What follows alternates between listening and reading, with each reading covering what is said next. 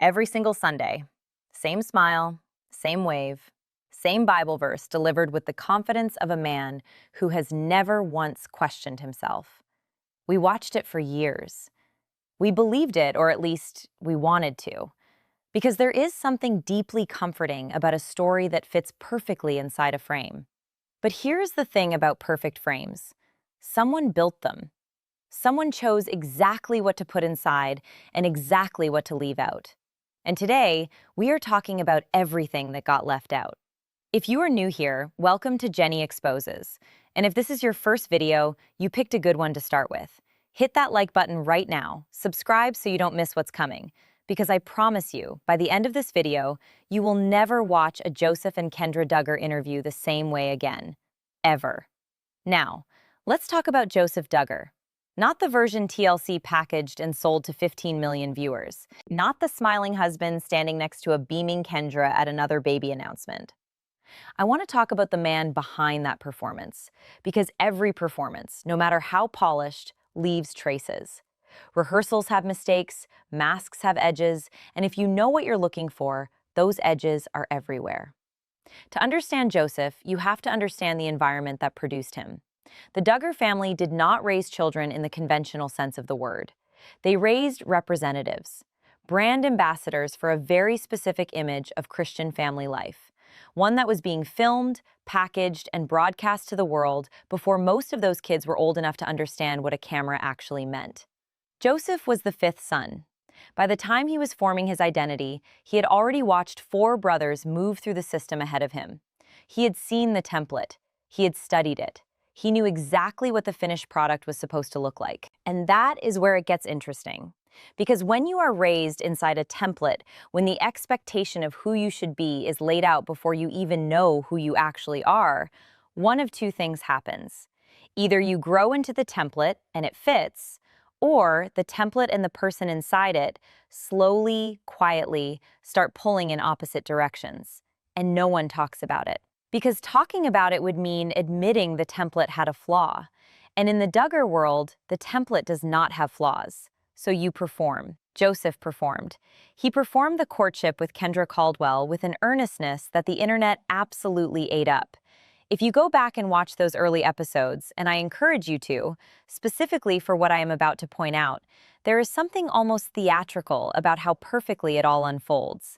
The reserved glances, the chaperoned walks, the careful, scripted language about courtship being intentional and God-led. It hit every note the audience expected. It was, by every visible measure, exactly what it was supposed to be. And that is what should have made us ask questions sooner. Because real life, real human beings in real relationships, they miss notes. They fumble. They laugh at the wrong moment or go quiet when they should speak. The things that make relationships believable are their imperfections. And Joseph and Kendra, in those early years, were almost too clean, too aligned, too perfectly on message. Now, I want to be very clear about something before we go further, because this matters. What I am building here is a theory, a pattern analysis based on publicly available information, documented timelines, and behavioral observations that anyone with access to YouTube can verify for themselves. I am not claiming to know what happened behind closed doors. What I am saying is that the public record the interviews, the episodes, the social media posts, the timeline of events, tells a story that has some very significant gaps in it. And those gaps deserve to be talked about. So let's talk about Kendra. Here is the angle that almost nobody covers, and I think it is the most important piece of this entire puzzle. Most commentary about the Duggar world frames the wives as passive figures, women who were absorbed into a system and had no agency within it. And while that framework has real truth to it, it misses something crucial. In a system like the one the Duggars operated inside, the wife is not just a participant in the image. She is load-bearing infrastructure for it. Watch any Joseph and Kendra interview from 2017 through 2020. Watch them carefully. Count how many times Kendra is asked a direct question and redirects her answer to something about Joseph, his leadership, his spiritual guidance, his vision for their family. Now count how many times we hear something about what Kendra herself wants, what Kendra finds difficult, what Kendra dreams about outside of the framework of being a wife and mother within this very specific theological structure. The numbers are not balanced, not even close, and I do not think that is an accident. In the world Joseph was raised in, a wife who is visibly, vocally supporting her husband's image is not just being a good partner, she is fulfilling a theological function. Her contentment is evidence of his leadership. Her smile is data.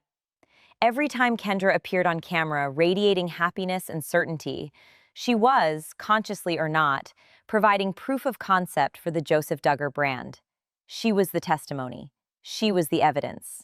That is an enormous amount of emotional weight to place on one person. And psychology has quite a lot to say about what happens when one person in a relationship is consistently required to perform emotions on behalf of someone else's public image. It is a form of labor, invisible, uncompensated, and cumulative. It does not announce itself. It builds quietly, over months, over years, until the structure it has been holding up becomes too heavy, or the person holding it simply stops. And here is the thread I want you to hold on to, because we are coming back to it. At some point, Kendra stopped. I cannot tell you exactly when, I cannot tell you exactly how, but there is a moment, and if you have been following this story closely, you know the moment I am referring to, where the synchronized performance that had been running for years starts to show a fault line. It is not dramatic. It does not announce itself. It is a shift in tone, an absence where a presence used to be, a silence that sits in a different way than silence before. And once you see it, you cannot unsee it. Now here is the theory, and I want you to really sit with this because I think it reframes everything. Joseph Duggar's situation, whatever it ultimately is, however the legal and personal dimensions of it resolve, is not the story of a sudden revelation. It is not a bombshell that came from nowhere. What I believe the record shows, when you lay it out in sequence, is the story of a gap between the person Joseph was performing publicly and the person actually living in that household. And that gap did not open overnight. It accumulated, slowly, steadily, over the course of 7 years, across 4 children, inside a marriage that was being broadcast to the world as evidence of a system working exactly as designed. The courtroom did not create that gap. The courtroom just made it visible. And here is what makes the Joseph Duggar story different from the broader Duggar narrative. Because yes, the broader narrative casts a very long shadow.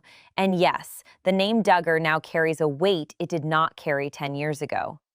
But Josh Duggar's story, as horrific and significant as it is, was a story of hidden criminality.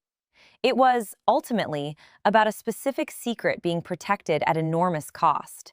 Joseph's story, the theory I am laying out here, is about something more ordinary, and in some ways, more unsettling. Because it is not about a secret, it is about a performance.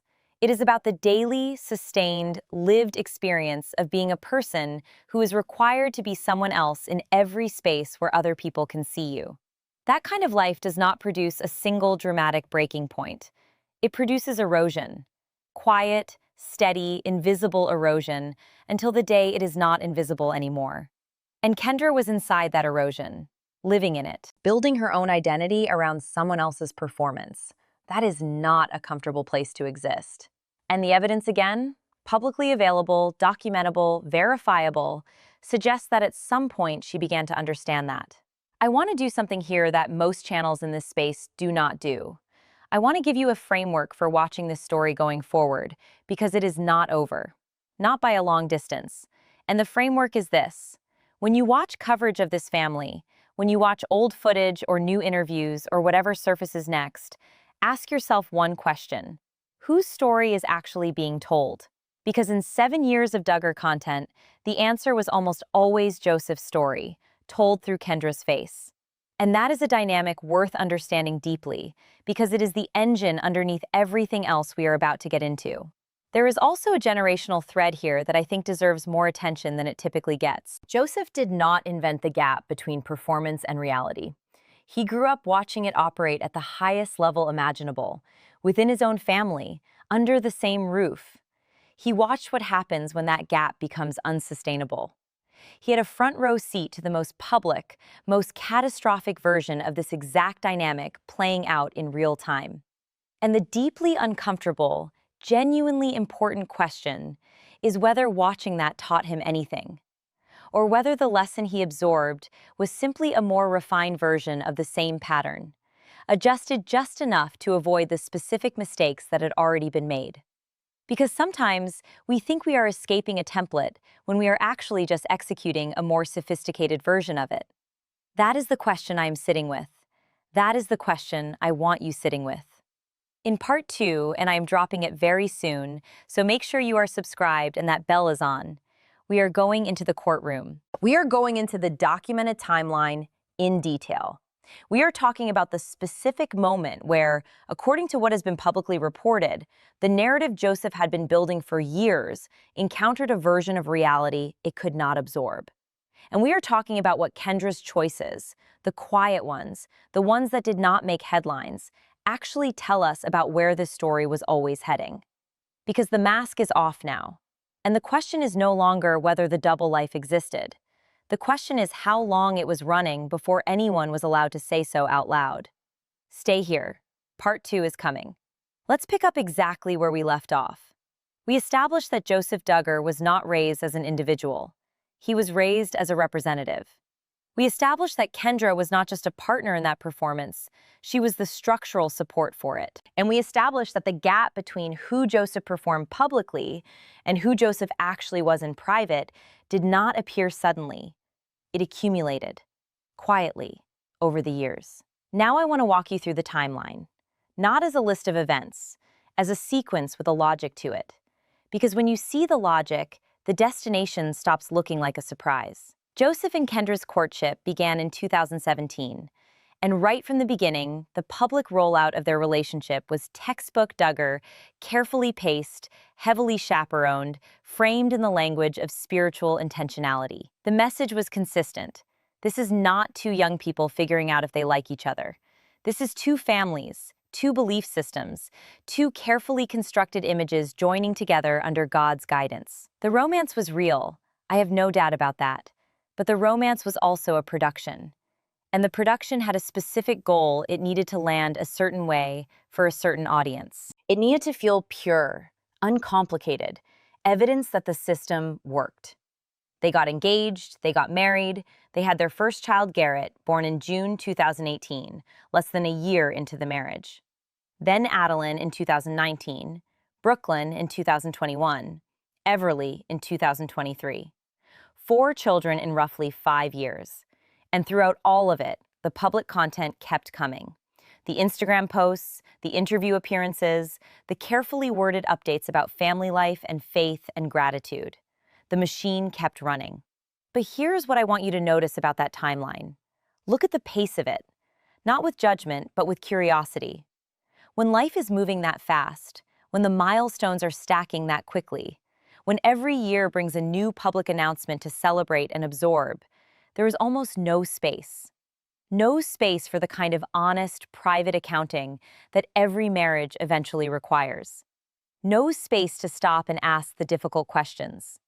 No space to notice the gap, let alone address it. And in a world where stopping to ask difficult questions is itself treated as a form of faithlessness, that space never gets created intentionally. It has to be forced open. And eventually, it was. Now, I want to be precise here because precision matters, and I respect your intelligence too much to be vague when I can be specific. What has entered the public record through reporting, through legal documentation that has been referenced in coverage, through the kind of information that does not stay contained once it starts moving, is that the picture of the Duggar marriage that was sold to the public for years does not match the private record of that same marriage. The gap I have been describing theoretically has documentary evidence behind it, not speculation, evidence. The question I keep returning to is the question that I think is the actual story here, is not what the gap contained. It is how long the gap was being actively managed. Because managing a gap like that does not happen passively. It requires decisions, daily decisions, made by both people in that marriage about what to say and what not to say, what to show and what not to show, how to hold the image together when the reality underneath it is pulling in a different direction. That is exhausting work. And someone was doing it every single day. I believe Kendra was carrying the majority of that weight, and I believe the evidence supports that. Go back and watch the Counting On episodes from 2019 and 2020, specifically the ones that focus on Joseph and Kendra as a couple.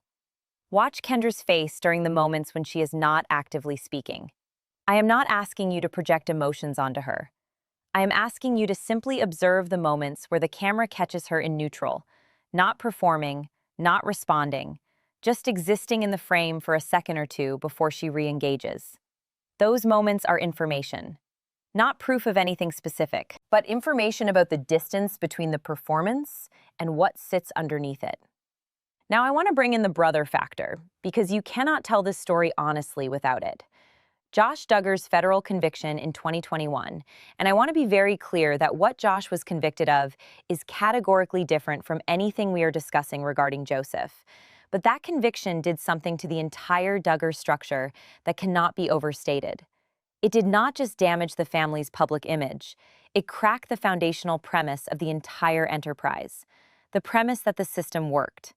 The premise that raising children inside this specific framework of faith and structure and accountability produced the outcomes it claimed to produce. When Josh's double life was exposed at the level it was exposed, it did not stay contained to Josh. It sent a question rippling through every branch of that family tree. A question that nobody in that world wanted to ask out loud, but that became impossible to avoid privately. Which is, if it happened there, that close, that hidden, for that long, where else is the gap? Joseph grew up with that question present in his house. He grew up watching how the family managed the answer, or rather, how they managed not to answer it publicly while continuing the performance. He watched the strategy. He watched what held and what collapsed. And I think, whether consciously or not, he made calculations based on what he saw. He adjusted the performance. He managed the presentation differently. He was, in some ways, a more refined version of the same machinery because he had the benefit of watching the previous version fail. But here is the thing about inherited patterns. Refining them is not the same as breaking them. And the same pressure that cracked Josh's performance, the pressure of sustained, irreconcilable distance between image and reality, that pressure does not care how sophisticated the management strategy is. It builds anyway. It always builds. Now I want to walk you through what I am calling the courtroom moment, and I want to be transparent with you about what this section is. The dramatization I am about to describe is a theoretical reconstruction, a narrative illustration of what a legal proceeding involving the documented contradictions in Joseph Duggar's public and private record might look like. It is clearly and entirely speculative. It is built from the documented timeline and publicly available information. It is not a transcript. It is a thought experiment. With that said, follow me into the room. Imagine you are sitting in a courtroom. The kind of courtroom that smells like old carpet and institutional fluorescent lighting. The kind of room that does not care about your image, or your followers, or your television contract. On one side of the room, there is an attorney holding a tablet. On the screen of that tablet is a clip a few minutes from a 2018 television appearance. The kind of clip that was watched by millions of people and received thousands of positive comments about what a beautiful family and what a wonderful husband. The attorney plays the clip, and in the clip, Joseph Duggar looks directly into the camera and describes his marriage as the greatest blessing of his life. He says it with conviction. He says it with a particular kind of earnestness that the Duggar media machine had perfected over 20 years of broadcast. He says it, and it lands exactly the way it was designed to land. Then the attorney looks up from the tablet, and the question is simple. The question is just, is that accurate?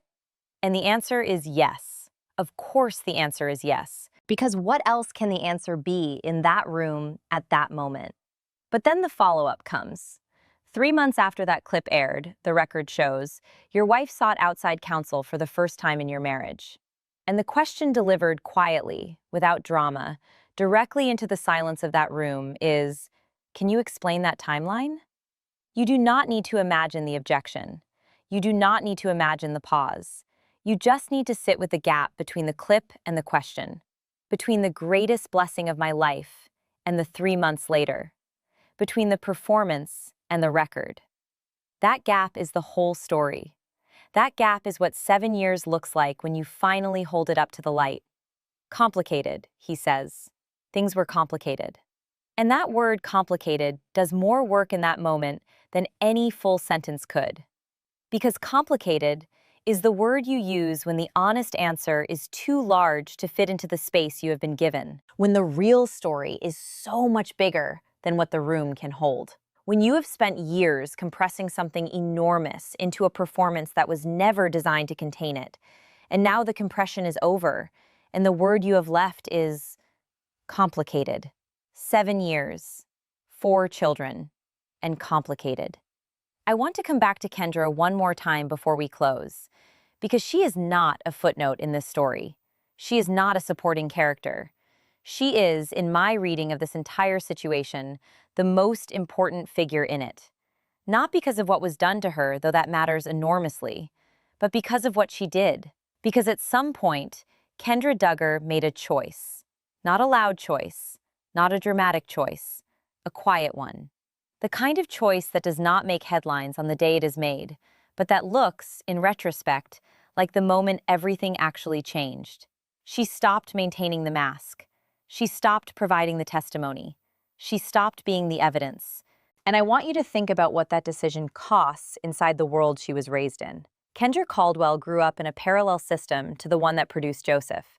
A world where a wife's visible contentment and visible support are not just personal expressions, but theological obligations.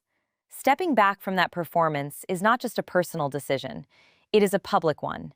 It has costs that extend far beyond marriage. It has costs inside her community, inside her family structure, inside the entire framework of belief that she has built her identity around. She made that choice anyway. And whatever comes next in this story, however the legal dimensions resolve, however the public narrative continues to evolve, that choice is the thing I keep returning to, because it is the thing that made all the rest of it visible. Kendra's stopping is what turned the gap from a private reality into a public one. And that took something. That took a kind of quiet, sustained courage that does not get nearly enough acknowledgement in the way this story is being told. So I am acknowledging it here. Now, here is the challenge I want to leave you with. Not a passive challenge, but an active one. Go back. Pick any Joseph and Kendra interview from 2017 to 2020. Watch it once the way you would have watched it then, as a viewer who believed the frame. Then watch it again with everything you now know. And in the comments below this video, I want you to drop one timestamp. One moment where you see the edge of the mask. One moment where the performance slips just slightly and something else comes through. It does not need to be dramatic. The most revealing moments never are. Just one timestamp and what you noticed. I am reading every single comment. I am pinning the best observations. And I want us to build this evidence board together, because the most powerful analysis of a story like this does not come from one person in a studio. It comes from thousands of people who watch the same footage and notice different things. Your eye catches what mine misses. That is how we actually see the full picture. Because here's what I know to be true after spending a significant amount of time with this story, with this footage, with this timeline. The double life that Joseph Duggar is now connected to in the public record was not built in secret overnight. It was built in plain sight, in front of cameras, broadcast to millions, praised and commented on, and held up as evidence of a system doing exactly what it was supposed to do. The performance was the cover, and the performance was visible the entire time. The mask was the most public thing about him, and we all watched it and called it real. That is the part that stays with me. That is the part I cannot let go of. Not the revelation at the end of the story, but the years of footage that came before it. The years of interviews and episodes and social media posts and fan comments calling it beautiful and inspiring and goals. All of it sitting on top of something that the record now shows was never what it appeared to be. We were watching, we just were not seeing. That changes now. If this video gave you something, a new framework, a new question, a moment where something clicked into place, then do 3 things before you leave this page. Like this video, because it tells the algorithm that this analysis matters, and it gets it in front of more people who are looking for exactly this kind of conversation. Subscribe to Jenny Exposes, because this is not a one-off. I am building a full, documented, sequential analysis of this entire family story, and every piece connects to every other piece. And share this video with one person, not because of the drama, but because of the question underneath the drama. Because the question is, how do we watch something for years and not see what is actually there? That question matters beyond the Duggars. That question is about all of us. Topic 6 is already in production, and I will tell you this much. It goes somewhere this video only gestured at. We are going into the specific legal moment where a decision was made that, according to everything I have been able to piece together from the public record, may have changed the direction of this entire situation. The kind of decision that looks small in the moment and enormous in hindsight. The kind of decision that only makes sense when you understand the pattern that produced it. And you understand the pattern now. The mask is off. You cannot unsee it. And we are just getting started. Subscribe.